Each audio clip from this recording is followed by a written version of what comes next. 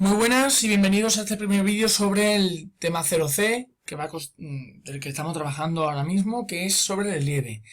Os recuerdo que este viernes tenemos el examen, bien a segunda o bien a primera hora, y es importante, por favor, que aviséis a vuestros compañeros de que se están realizando estos vídeos, que van a haber 4 o como máximo 5 vídeos. Hoy subiremos 2, uno ahora por la mañana, otro por la tarde. Mañana subiremos 2 por la mañana, y en caso de que nos hiciera falta, que creo que no, subiría un quinto vídeo, ¿vale? La cuestión es que mañana estarían los 4 o 5 vídeos hechos para que podáis estudiar y entender las cosas de cara al examen. Comenzando con la materia, hay que entender que nosotros cuando hablamos de la estructura interna, hablamos de que hay distintas capas, distintas formaciones, de las cuales hay que distinguir lo que sería la litosfera. Lito, ¿vale? Es piedra. Entonces, la capa formada por piedra. Mientras que la hidrosfera es la capa formada por agua, ¿vale? Y la biosfera simplemente es aquellas zonas donde se da o se produce vida. Hablamos de litosfera como aquellas placas que de alguna forma se van uniendo o separando con otras. Eso provoca que la corteza se cree y se destruye.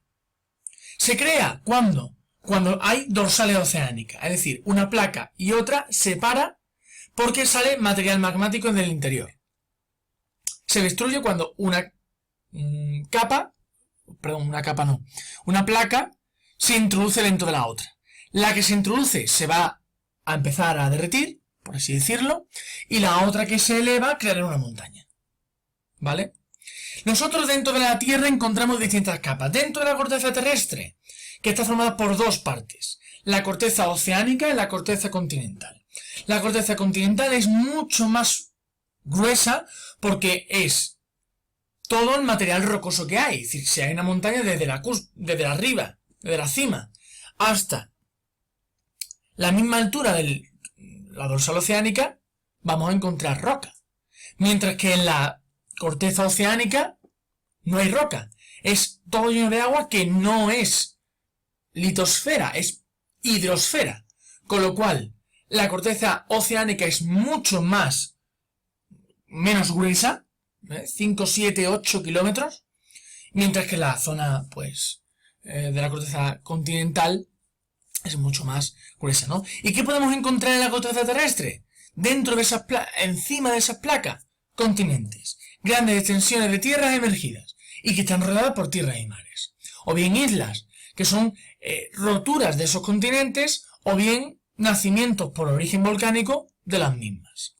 Cuando hablamos de la estructura interna de la Tierra, hablamos de esa corteza que hemos visto y también del manto, tanto superior e inferior, como del núcleo externo y el núcleo interno. Bien, el manto, la profundidad a la que se adquiere es desde los 70 kilómetros hasta los 210, ¿vale? Es decir, son 130 grosor de manto, y en ella se puede distinguir el superior, que lo que interesa es saber que es roca sólida y rígida, aunque ya las temperaturas a 700 y 1000 grados hacen que podamos encontrar cierto material ya fundido. Principalmente es lo que se conocería más como lava, más viscoso, y por tanto lo que van a utilizar los volcanes para su expulsión externa. Con respecto al manto inferior, pues el manto inferior las temperaturas son mucho mayores, estamos cada vez más hacia adentro, por lo cual la roca está líquida, ¿vale? El núcleo tiene o comprende desde los 2900 hasta los 6370 kilómetros, que sería del centro de la Tierra, formado principalmente por hierro y níquel, que son los responsables del magnetismo terrestre. Ya os dije en la última clase que cuando hablamos de magnetismo hablamos totalmente de algo distinto a la posición geográfica. Cuando hablamos de polo norte geográfico, hablamos del hemisferio norte, Groenlandia, pero es el polo sur magnético. Mientras que el polo sur geográfico, que sería la Antártida, por debajo de África, hemisferio sur, sería realmente el polo norte magnético, ¿vale? ¿Qué podemos encontrar en el núcleo? Dos capas, dos partes, la externa y la interna. La interna, todo el material está fundido, temperatura mucho mayor, y por lo tanto hay movimiento de ese material fundido. El núcleo interno es lo que ya llega al centro de la Tierra, adquiere temperaturas muy elevadas, y diréis, bueno, debería estar en líquido, ¿verdad? Sí, pero es que la presión de tanta roca, tanto material fundido, tanta atmósfera que hay hacia arriba, es tanta la presión que no hay más remedio que todos esos materiales líquidos se formen en sólido por esas cuestiones, ¿no? Bien, pues dentro de lo que es el relieve, que es la forma más externa de la Tierra, podemos entender que el relieve es todas aquellas formas que vamos a encontrar en función del tipo de roca que tengamos, ¿vale? Luego vamos a ver en otros vídeos los tipos de roca, que esas rocas dan lugar a un tipo de paisaje en concreto. ¿El relieve es algo que se forma así de la noche a la mañana? Pues no, tarda millones y millones de años, porque es un proceso muy difícil, muy lento, en la que hay que entender y distinguir muy claramente que hay agentes que forman el relieve y agentes que modifican el relieve. Cuando hablamos de agentes que forman el relieve, hablamos de que cuando no hay nada, cuando hay agua y sale relieve, fuera de ese agua, tierra emergente, se dan tres procesos. Orogénesis es el proceso por el que se pliegan, hay pliegues, hay formación de montaña, es decir, una placa sube por encima de la otra, ¿vale? Genera esa montaña y eso se llama orogenia. Orogenia es movimiento del relieve, plegado. Terremoto, movimiento de ese terreno, de ese relieve, por el choque de placas. Esa vibración provoca una fractura y genera una falla.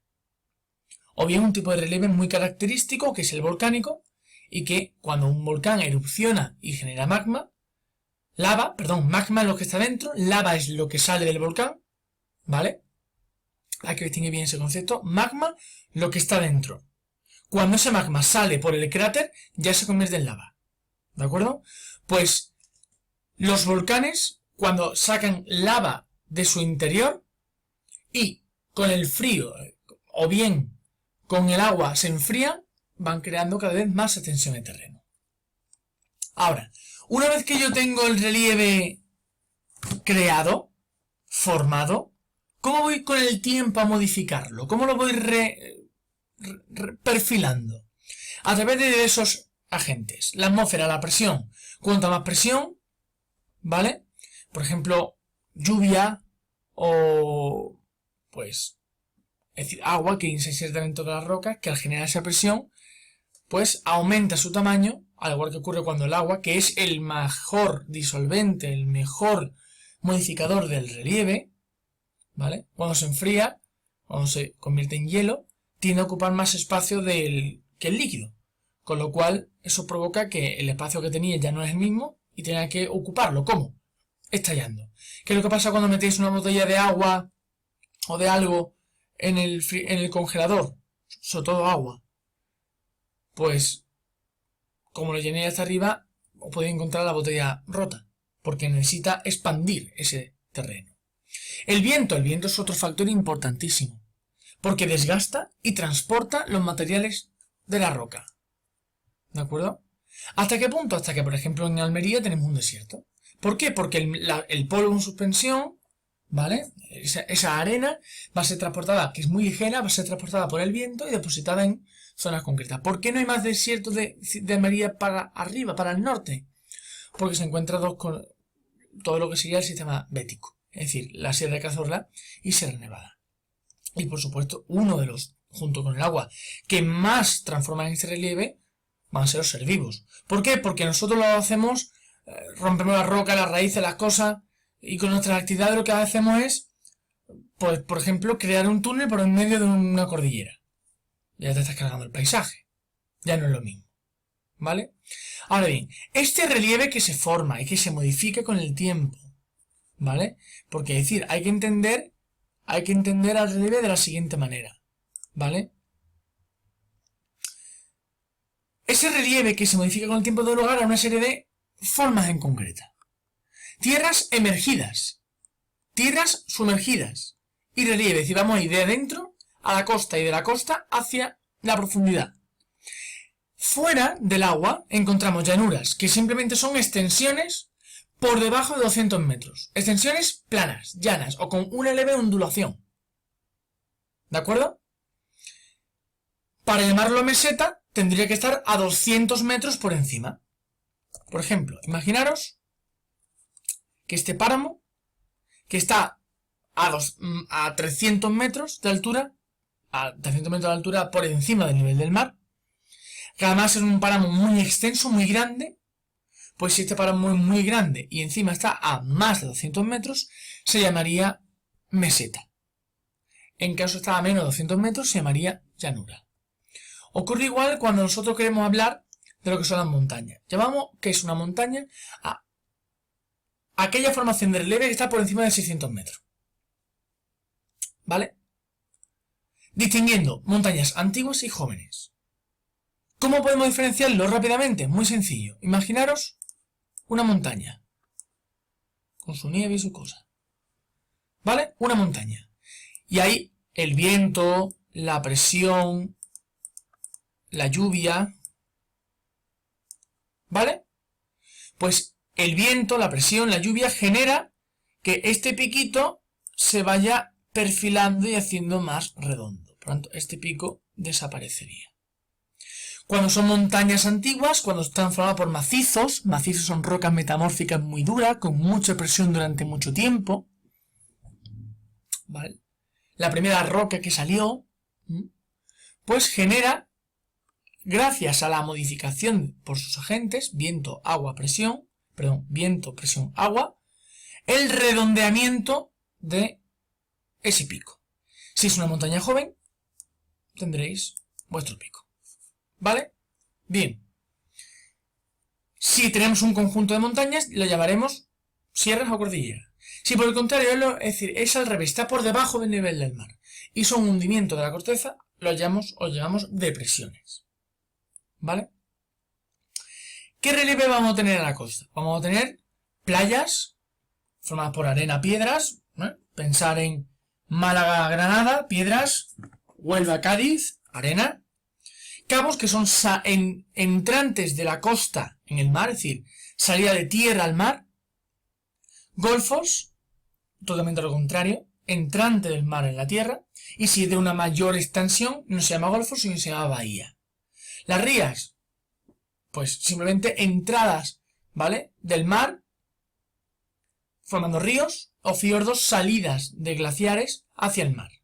En el caso de una península, como la de la península ibérica, está rodeada de agua por todas partes menos por una.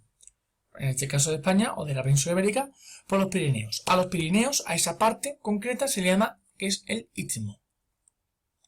Y por último, ya bajamos, ya estamos en la playa, ¿vale? Hemos pasado de la montaña a la playa, pues ahora vamos a pasar de la playa y vamos a seguir caminando como si pudiéramos por debajo del agua. Encontraremos la plataforma continental, ¿vale?, que acabaría a 200 metros de profundidad, porque a partir de ahí encontramos el talud, una gran pendiente. Y una vez que bajamos a pendiente encontramos la llanura abisal, que es, como su nombre indica, una llanura, ¿vale?, que está a 4.000 y 5.000 metros de profundidad y que llegaría hasta la dorsal, que es donde acabaría esa placa. A partir de esa dorsal, que son cordilleras porque son materiales nuevos que salen, que no han sido erosionados por el agua, habría otra placa distinta. Aquí podéis ver una serie de elementos del relieve, ¿no? Veis los valles en forma de V, veis la meseta que son llanuras por encima del nivel, a 200 metros por encima del nivel del mar, ¿vale? Veis llanuras, que estos serían por debajo, hacia al nivel propio del mar. Montañas antiguas, mucho más erosionadas. Aquí, por supuesto, montañas mucho más jóvenes, que no han tenido tanto tiempo para modificarse. En la playa encontramos rías, pequeños ríos que van entrando y saliendo en función del agua, penínsulas, ¿vale?, y la parte que la enlaza, que sería el istmo, y playas arenosas, bien cabos que es su salida, o entrantes, golfos. Si esto fuera todo una bahía, pues serían bahías, acantilados, la llegada directa de la montaña al mar, islas, montañas que han quedado aisladas, y luego plataformas, el talud, la bajada, la llanura y por último la dorsal donde se separaría. Estaros atentos que esta tarde subiré el segundo vídeo sobre el relieve, sobre las rocas, así que luego nos vemos. Hasta luego.